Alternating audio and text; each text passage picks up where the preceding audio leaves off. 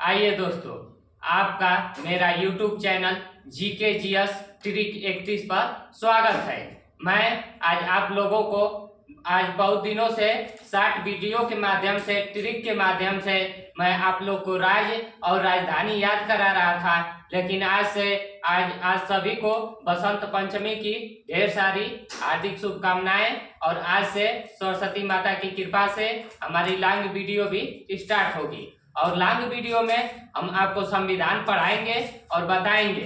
तो आज हम लोग संविधान पढ़ते हैं और संविधान का पहला भाग आज हम लोग पढ़ेंगे। और नेक्स्ट जो एपिसोड आएगा, हमारा नेक्स्ट भाग रहेगा, उसमें रहेगा भाग 2। आज भाग 1 को हम लोग समझेंगे। भाग 1 देखिए, समझते हैं संविधान का भाग 1। भाग 1 में लिखा गया है कि भारत राज्यों का संघ होगा। भारत राज्यों का संघ होगा। भारत राज्यों का संघ होगा। देखिए, भाग 1 में आर्टिकल 1 में लिखा है कि भारत राज्यों का संघ होगा, अर्थात union of state. Union of state. देखिए, संघ एक होता है, संघ होता है, स्टेट जिसको बोलते हैं संघ। एक फेडरल होता है, वो भी संघ होता है। लेकिन दोनों का हिंदी तो संघ होता है, लेकिन ये दोनों चीजें अलग अलग होती हैं।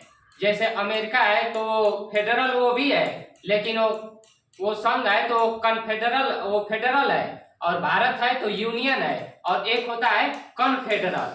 तो ये भी संघ भी 3 प्रकार के होते हैं। कन्फेडरल का मतलब होता है परिसंघ, और फेडरल का मतलब होता है संघ, और यूनियन का मतलब भी होता है संघ। तो देखिए, मैं आप लोगों को बताता हूं कि जो यूनियन है, यूनियन का मतलब ये है कि यूनियन में जितने भी राज्य हैं वो मिलकर अपनी शक्ति तो देश को दे देते हैं, लेकिन इतनी आसानी से अलग नहीं हो सकते हैं जितने कि फेडरल में अलग हो सकते हैं। तो यूनियन में उतनी आसानी से अलग नहीं हो सकते हैं। इसको मैं आपको बताता हूं। जैसे आप देखिए कि फेडरल और यूनियन में कितना अंतर है। तो ये हमने ईंट बना दिया है। ये समझिए कि ये ईंट है, ये ईंट है। और अगर ऐसे हम ईंट को रख दें एक के ऊपर, अगर ऐसे ईंट हम लोग रखते जाएं तो ये कन्फेडरल में आएगा, क्योंकि इसको जोड़ने के लिए बीच में कोई माध्यम नहीं है। ये जब चाहे जब ईंट इसमें से निकल सकता है, तो ये कन्फेडरल होगा। अगर इसी ईंट में और इसमें हम लोग मसाला भर दें तो ये कन्फेडरल से फेडरल हो जाएगा।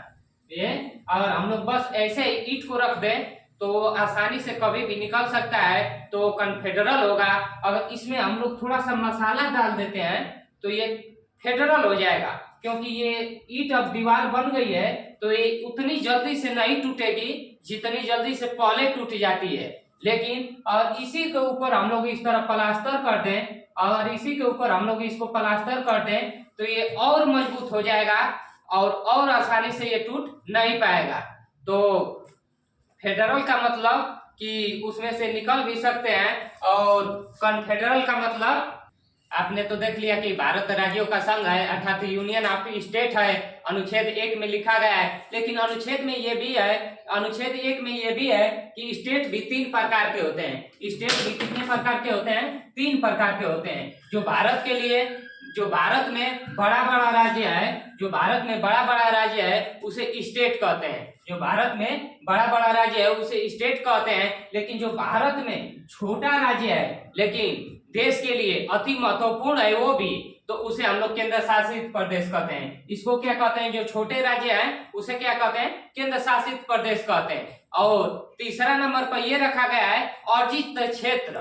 जैसे कोई अगर देश का कोई क्षेत्र है जिसे भारत ने अर्जित कर लिया है तो उसे तीसरे नंबर पर रखा गया है। लेकिन भारत के पास इस समय कोई भी अर्जित क्षेत्र नहीं है। तो अनुच्छेद 1 में बस यही है कि भारत राज्यों का संघ होगा, यूनियन ऑफ स्टेट, फेडरल और कन्फेडरल नहीं, यूनियन ऑफ स्टेट। और अनुच्छेद 2 में क्या लिखा गया है कि अगर भारत किसी अलग देश के और कोई सी अलग देश का राज्य या देश अगर भारत में मिलना चाहता है तो उसे भारत अपने अपने राज्य में या भारत में मिला सकता है। राष्ट्रपति के पूर्व अनुमति पर और कोई भी अलग राज्य या देश अगर भारत में मिलना चाहता है तो उसे भारत अपने यहाँ मिला सकता है। तो इसी के तहत हमने देखा कि 35वां संविधान संशोधन 1974 में सिक्किम को आर्टिकल 2A के तहत रखा गया है। 35वां संविधान संशोधन किया गया तो आर्टिकल 2 में भाग ए उसी में एक जोड़ा गया, उसी के तहत सिक्किम को स्वराज्य कुछ देर के लिए बनाया गया। उसके बाद सिक्किम ने देखा कि अरे यार, ये तो भारत स्वयं जैसे अपने लोगों के साथ व्यवहार कर रहा है उसी तरह हमारे साथ भी व्यवहार कर रहा है, तो सिक्किम को ये मंजूर हुआ कि नहीं, हम लोग आप में मिल जाएंगे और आपका राज्य भी बन जाएंगे। तो उसके बाद 36वां संविधान संशोधन कर 16 मई 1975 को सिक्किम को अपना राज्य बना दिया गया। तो सिक्किम को अपना राज्य बना, तो सिक्किम को हमने मिला लिया और सिक्किम को मिलाने के बाद कोई परेशानी नहीं है। और आर्टिकल 3 में क्या कहा गया है, अनुच्छेद 1 में कहा गया है कि भारत राज्यों का संघ होगा, यूनियन ऑफ स्टेट होगा। आर्टिकल 2 में कहा गया है कि अगर भारत से अलग जो राज्य है, जो विदेश में है, राज्य या देश अगर भारत में मिलना चाहता है तो उसे हम लोग मिला सकते हैं, उसमें कोई परेशानी नहीं है। राष्ट्रपति के अनुमति के, अगर राष्ट्रपति से अनुमति लेकर हम लोग चाहें तो अगर कोई अलग राज्य या देश भी मिलना चाहता है तो उसे मिला सकते हैं। बस इसका राष्ट्रपति का अनुमति का मतलब बस इतना ही है कि राष्ट्रपति को बताकर, तो राष्ट्रपति को मिलाकर बताकर अगर हम लोग मिलाना चाहते हैं तो उसको मिला सकते हैं। आर्टिकल 3 में कहा गया है, आर्टिकल 3 में ये कहा गया है, आर्टिकल 2 में तो ये बात हुई है कि हम लोग मिला सकते हैं। आर्टिकल 3 में ये कहा गया है कि अगर हम लोग अपने अंदर, देश के अंदर किसी राज्य का अगर नाम या सीमा क्षेत्र और परिवर्तित करना चाहते हैं तो उसको परिवर्तित कर सकते हैं, उसमें अगर किसी राज्य से अनुमति लेने की जरूरत नहीं है। तो इसी के तहत 2014 में हैदराबाद से अलग हुआ तेलंगाना। हैदराबाद नहीं चाहता था कि हमसे तेलंगाना अलग हो, लेकिन उसके न चाहते हुए भी वो अलग हो गया, क्योंकि ये आर्टिकल 3 में लिखा गया है कि अगर संसद चाहती है कि हम लोग अपने राज्य का सीमा या नाम परिवर्तित कर लें तो उसको परिवर्तित कर सकती है। तो आर्टिकल 3 में ये कहा गया है कि अपने देश के अंदर राज्यों का नाम या सीमा हम लोग क्या कर सकते हैं, परिवर्तित कर। आपने तो देखा कि आंध्र प्रदेश से तेलंगाना अलग हो गया। इसी के तहत मैं एक दो और आपको उदाहरण देता हूँ। मध्य प्रदेश से छत्तीसगढ़ अलग हो गया है। आर्टिकल किसके तहत, आर्टिकल 3 के तहत। अपने भारत में अगर चाहे तो किसी को नया राज्य का निर्माण कर सकता है, या फिर भारत अगर चाहे तो सीमा क्षेत्र या नाम में परिवर्तित कर सकता है। तो मध्य प्रदेश से छत्तीसगढ़ 1 नवंबर सन 2000 को मध्य प्रदेश से छत्तीसगढ़ अलग होकर एक नया राज्य बन गया। इसी के तहत यूपी से उत्तराखंड 9 नवंबर सन 2000 को उत्तर प्रदेश से उत्तराखंड अलग होकर एक और नया राज्य बन गया। और इसी के तहत बिहार से झारखंड 15 नवंबर सन 2000 को अलग हो गया। तो ये तीनों राज्य, और आंध्र प्रदेश से तेलंगाना वो भी आर्टिकल अनुच्छेद 3 के तहत अलग हुए। और हम आर्टिकल 4 में देखते हैं क्या है। तो आर्टिकल 4 में दिया गया है कि अगर आर्टिकल 2 और 3 में जो भी संशोधन होते हैं वो